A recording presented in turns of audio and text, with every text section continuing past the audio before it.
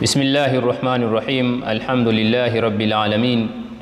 Wassalatu wassalamu ala sayyidina Muhammadin sallallahu alayhi wasallam. Ndugu yangu Muislamu, jambo la mwanzo nakusalimia kwa salamu pendwa ya Kiislamu. Assalamu alaykum wa rahmatullahi wa barakatuh. Tunamshukuru Allah subhanahu wa ta'ala kuendelea na ibada ya funga. Tunamshukuru kwa kutuwezesha japo tukiwa na masikitiko makubwa sana, kwa sababu kuna wenzetu baadhi yetu hawatekelezi ibada ya funga. Ndugu Muislamu, hakika kuacha kufunga ni namna mbili.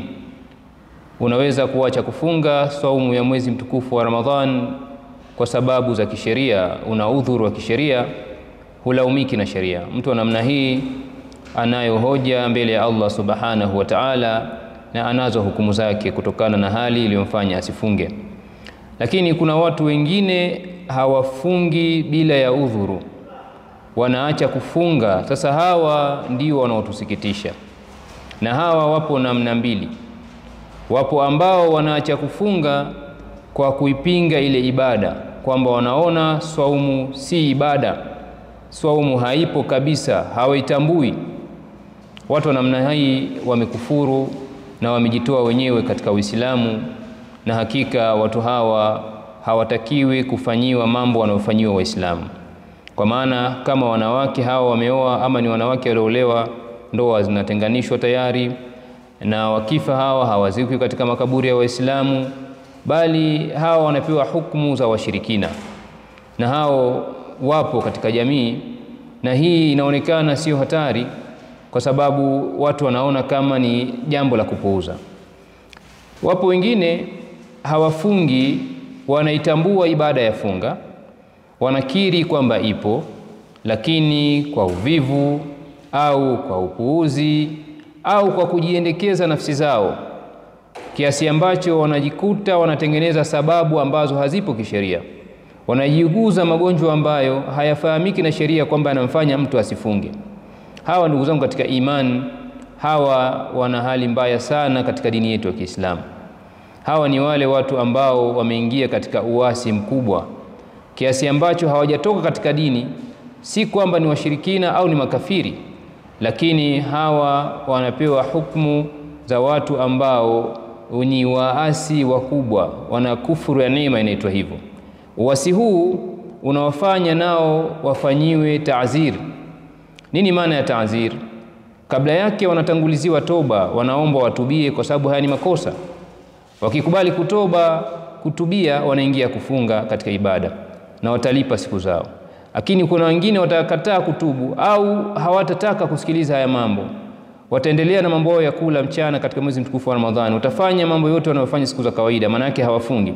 Hawa wanatakiwa wafanyiwe ta'zir. Wanatakiwa wafanyiwe ta'ziri, maana yake wapewe dhiki, watiwe viadhabu ambavyo vitawafanya lile kosa walione ni chungu. Kwa hiyo wanaweza kuwekwa gerezani hawa, na kama ni nyumbani wanaweza wakanyimwa baadhi ya haki, wakafanyiwa baraa, wakatengwa kwa tukio hili wanalofanya. Na sio kama wanavyofanya baadhi ya watu, wanajua kabisa huyu hafungi na amewajibikiwa kufunga, lakini bado wanaishi naye vizuri, wanamchekea. Kama ni watoto, ndio watoto vipenzi. Ndugu yangu, unakosea, ni kumsaidia mtu katika uasi. Na wewe ambaye Mungu amekutunuku, amekupa bahati ya kufanya biashara ya chakula, basi mtu kama huyu usimuuzie chakula. Mtu kama huyu usimuuzie chakula, kwa sababu unamsaidia katika uasi. Na sisi tumekatazwa kusaidiana katika uasi. Allah subhanahu wa ta'ala anasema, wataawanu 'ala albirri wattaqwa wala taawanu 'ala alithmi wal'udwan. Nasaidianeni katika mambo ya wema na mambo ya uchamungu, na msisaidiane katika madhambi na mambo ya uadui.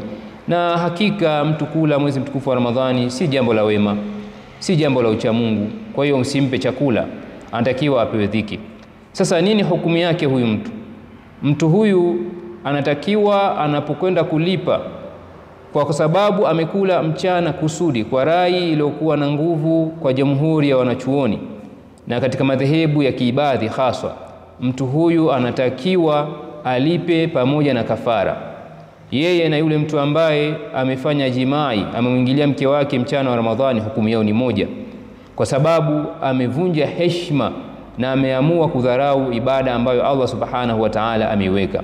Kwa hivyo mtu huyu alipe na atoe kafara, na kafara iliyopo sasa hivi, kwa sababu hakuna mtumwa wa kuacha huru, yanatakiwa afunge miezi miwili yenye kufuatana. Na itakuja kadhia kwamba je, kila siku aliyofungua au kila mwezi? Asli ni kwamba kila siku moja aliyefungua kusudi, aliyekula kusudi, alipe miezi miwili yenye kufuatana. Lakini rai iliyopo yenye wepesi ndani yake ni kila mwezi. Kwa hivyo kama Ramadhani huwa inakuja kila mwaka, inakuja mara moja, maana yake kuna mwezi alikula siku zote, au mwaka huu ameshakula siku 2-3, basi kila mwaka auingize kwa miezi miwili. Kwa hiyo atahesabu amekula Ramadhani ngapi, sawa, aingize miezi miwili ya kulipa, na ndio kafara yake hiyo. Kwa hivyo watu wajihadhari na haya mambo, na sisi tujitahidi kuwaelekeza watu na kuwatoa katika hayo majanga, kwa sababu ni janga kubwa sana ambalo mtu anachukulia rahisi, lakini mbele ya Allah subhanahu wa ta'ala ni jambo kubwa. Naomba Allah subhanahu wa ta'ala tukubalie ibada zetu na tuepushe kuwa katika watu ambao wanapouza ibada hii pasipokuwa na udhuru wa kisheria. Wassalamu alaikum wa rahmatullahi wa barakatuh.